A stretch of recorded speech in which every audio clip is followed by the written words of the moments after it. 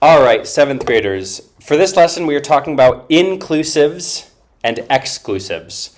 Notice the language that I'm using there already. I'm not talking about inclusive statements or exclusive statements, but simply just inclusives and exclusives. This will specifically refer to a way of formulating an A statement that can sometimes be a bit ambiguous as far as what is the category that is being referenced in totality, the distributed term. Okay, so let's talk about what we need to do when we're coming up with inclusives and exclusives. An inclusive and exclusive will generally be used in an A statement, which is of course going to state that all S's are P's. Now we've learned that we can talk about A statements in terms of an E statement with a negative predicate, which would be no S's are not P's. Same thing as an A statement.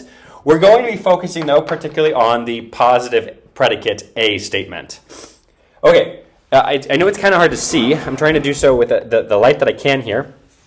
Inclusives and exclusives are two different ways of referring to the distributed term of an A statement. Remember, an A statement is going to give us a larger category and a smaller category, which we have reference to the whole thing, right?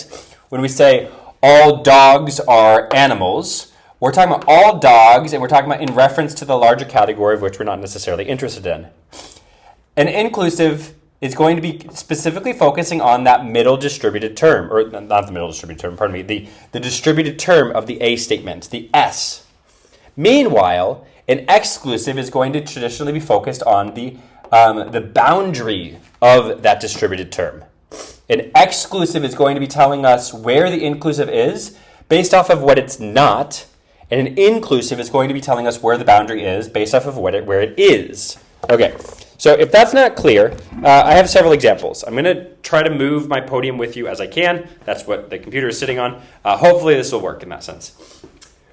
One way we could do this is simply talking about whoever, whenever, wherever, or whenever I have twice. It should be whatever for one of them.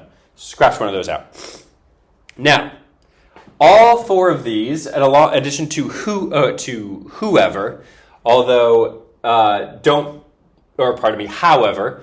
don't be confused with however when I say like I'm going to do this. However, I got tired, or however I want to. Something like it's more the latter of those two. However, can be used in ambiguous ways. So I haven't included that here because it can get confusing. Focus on these four if one of these was a whatever. I have a sentence here which includes some whatever or whenever language. Whenever you sleep, you will be rested.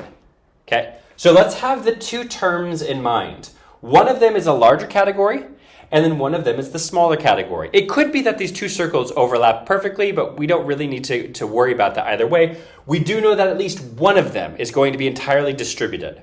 And because one of them is going to be distributed, we can look at the whenever language and say, okay, which of these is distributed? Whenever you sleep, you will be rested. So what's this asking us? Or what's this telling us, I should say? It's saying that every time you sleep will be a time that you are rested. Is it saying that every time that you rest will be a result of you sleeping? Not necessarily. It's making no comment on that. It's not placing any sort of burden on being rested, but it is saying that each and every time that you sleep, that whenever you sleep part, it will also be true that you are rested. Okay? And so here I have this middle section filled in, and that is going to be the distributed term. So if I was to be writing this out, I would simply say all times you sleep. I realize this marker is not the best. All times you sleep, I'm going to say TS for time sleep, are going to be times you rested. Now notice that it's not the opposite. Why? Because that distributed term must come first. Similarly, I can make it so that way it says, he will eat whenever he is ready. Okay? Whenever he is ready, in this sense, although this sometimes in common speech we don't quite always do this, but whenever he is rested is saying that, whenever he is ready is saying that every time that he is ready, then that will be a time that he eats.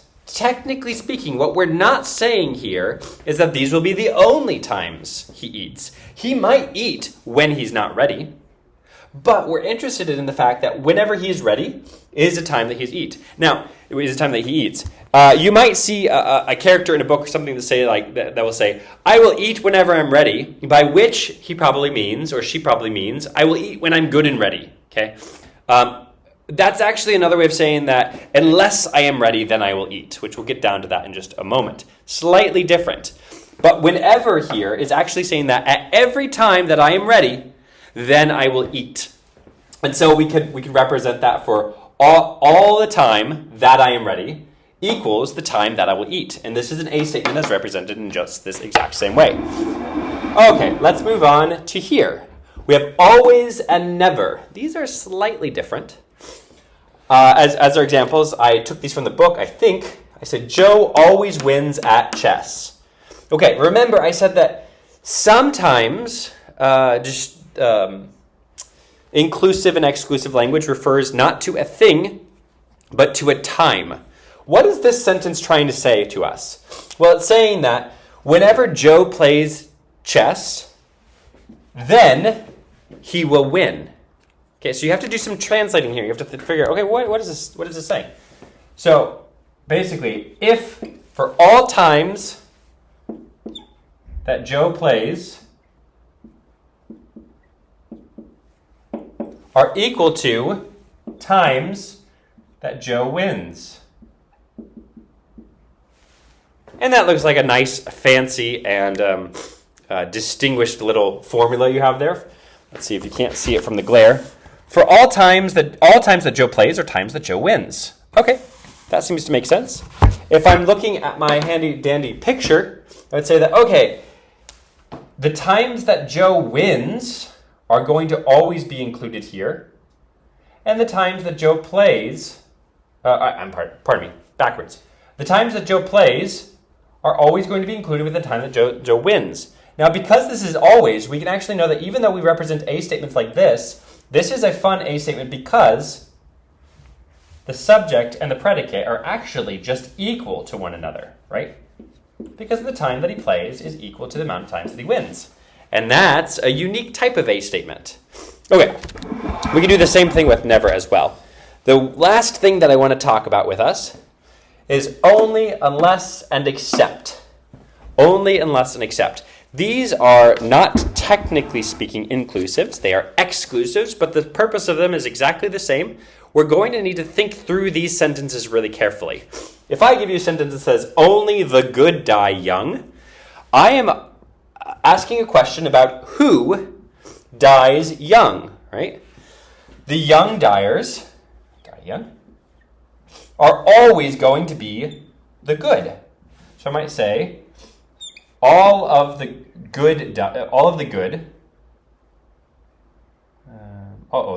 young dyers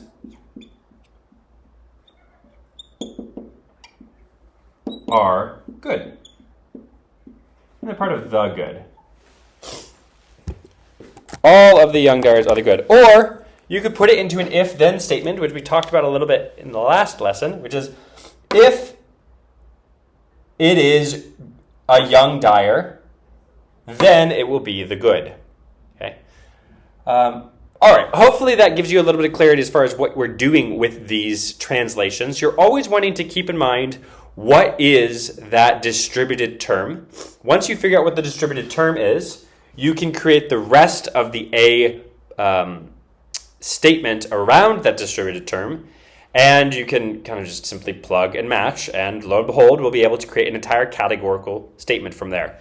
I'll give us one more video in which I will offer an extended syllogism that's in plain English, and we'll work on dissecting that for all of you.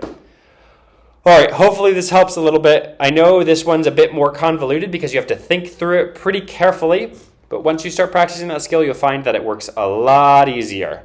The more you do it, the easier it will get. See you next time.